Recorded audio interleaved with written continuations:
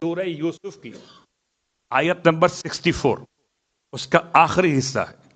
بہت مجرب آیت اور میں نے آج خود عمل کیا ہے اس آیت پر اور اس کا تجربہ خود کر کے آج ہی بیان کر رہا ہوں. صلوات پڑھیں محمد و آل محمد.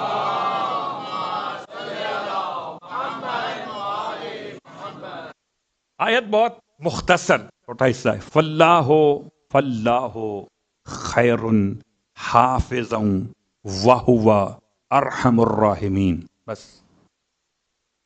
اللہ خیر حافظا وہو ارحم الراحمین. یہ کل آیت ہے. یہ مکمل آیت نہیں، آیت کا آخری حصہ. اس کے لیے علماء کہتے ہیں کہ اگر یہ آیت 3333 مرتبہ یعنی 3 اینڈ 3 3333 مرتبہ اگر تلاوت کی جائے ایک نشست میں سمجھتا ہوں شاید 1.5 سے 2 گھنٹے کا عمل ہوگا. تو اس کا عمل انجام دینے کا فائدہ کیا ہے؟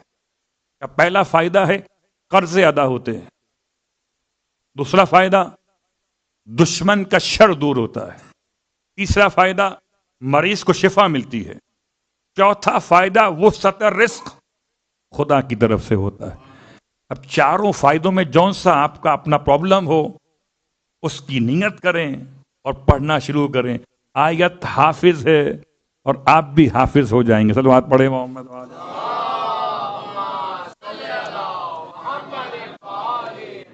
مگر فیگر وہی ہے 3333 مرتبہ.